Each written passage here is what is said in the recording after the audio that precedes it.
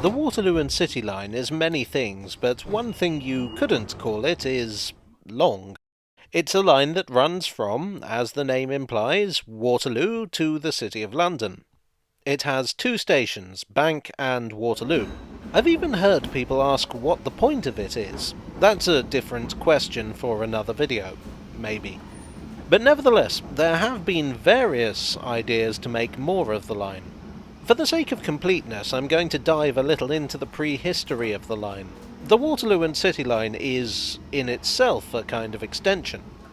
When the London and South Western Railway built Waterloo Station, they didn't intend it to be their terminus. They wanted to get over the river and build a proper terminus in the City of London. That didn't happen for various reasons, mostly involving money, and eventually, begrudgingly, they accepted that Waterloo was where their line ended. They played with various ideas for getting into the city, from using other companies' railways to building their own elevated railway. After the City and South London Railway proved that deep-level tube railways were a viable concept, the Waterloo and City Railway was formed. In theory, this was an independent company, but effectively it was a subsidiary of the London and South Western Railway. This was pretty common where new lines were built. New company is formed, bigger company has a major interest in it from the start, bigger company takes it over outright. In the case of the Waterloo and City, which opened in 1898, the LSWR bought it out in 1907. As a result, from 1907, the line was the property of whoever owned Waterloo Station. First, the LSWR, then from 1923, the Southern Railway, then from 1948, British Railways. It only became part of the Underground proper when the railways of Britain were privatised in 1994. The earliest proposal I found to extend the Waterloo and City line itself was from 1913, although, oddly enough, I'm not clear what involvement the Waterloo and City line's owners had, if any. It's a little bit political and involves two railway companies, the Metropolitan Railway and the Great Northern Railway. One of the lost lines of the Underground is the Northern City line, which ran from Moorgate to Finsbury Park. It was originally known as the Great Northern and City Railway, and was intended to give the Great Northern Railway a route into the city. Like the Waterloo and City Railway, it was semi-independent, but basically controlled by the main line company. The Metropolitan Railway were opposed to it. As things stood, Great Northern Railway passengers travelling into the city had to take the Metropolitan line from King's Cross.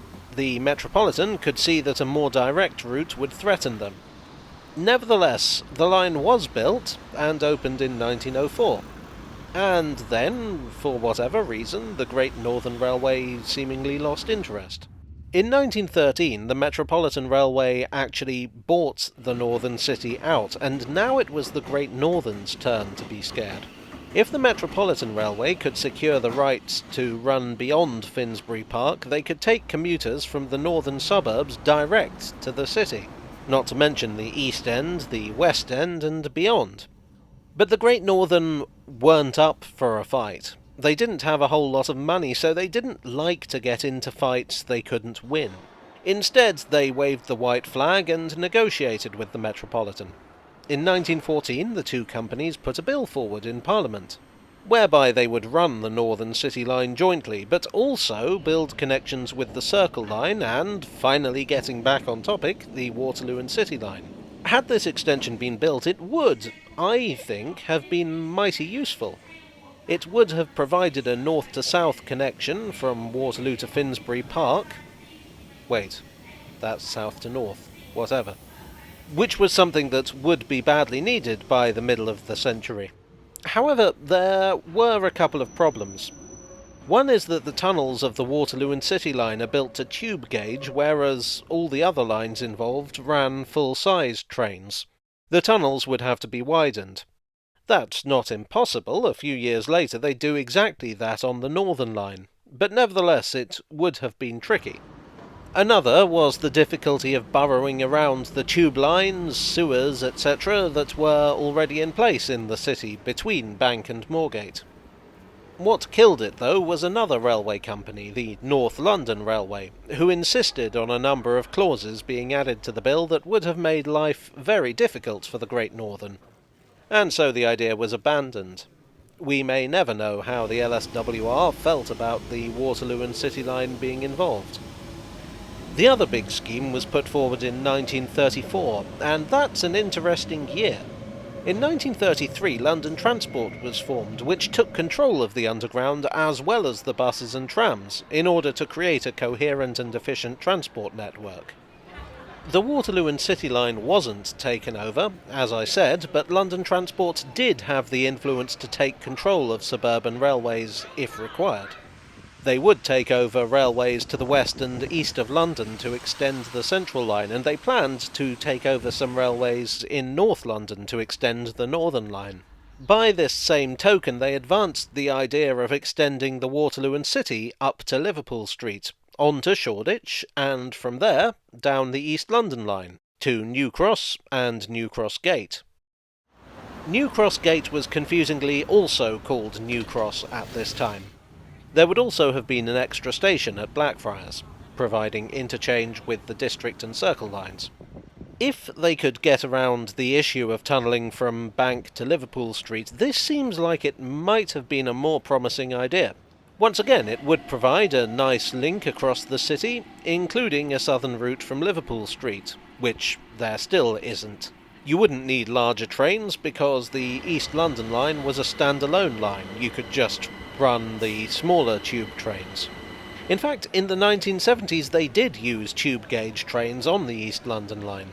Getting into the realms of pure speculation here, it seems to me that you could create a circle line by building a link between New Cross Gate and Waterloo, which would put a number of areas in southeast London on the tube, much the way the Jubilee Line extension did in 1999, and much the way the planned extension to the Bakerloo Line may yet do. It's not clear how far this actually got. However, in 1935, London Transport published the New Works programme, which made no mention of this scheme. So I suspect the answer is not very far. In 1967, the MP Eric Lubbock proposed building a new curve at Waterloo to connect the Bakerloo Line to the Waterloo and City Line, with the part of the Bakerloo Line south of Waterloo being taken over by the Piccadilly Line, which would have been extended from Aldwych. The Piccadilly extension had been approved, but nothing was done with it. The Aldwych branch of the Piccadilly line was always one of those odd little stubs that again people kept talking about doing something with, but they never did. Even now there's the occasional proposal to bring the disused station back into public service. Anyway, Lubbock's plan really wasn't very practical. It would require an awful lot of tunnelling at Waterloo, the total reconstruction of Bank Station, possibly the rerouting of the Waterloo and City Line, and far more money than anyone was willing to spend. But above all else, the real question was, what's the point? And, to be honest, that could be said of all the plans to extend the Waterloo and City Line. As we can see, none of the plans got very far, and at least one of them was so vague that it could barely even be called a plan. As it is, the Waterloo and City provides a useful and popular service. There really don't seem to be many people demanding an extension, or the oft-mooted station at Blackfriars. And with the addition of the DLR at the Bank and Crossrail at Liverpool Street, extensions are trickier than ever before. It's unlikely that the line could handle the extra passengers that an extension would bring, and the many engineering challenges mean that there would have to be some really serious demand before anyone would even consider such a project. I think in general the policy for the Waterloo and City Line is just let it do its thing.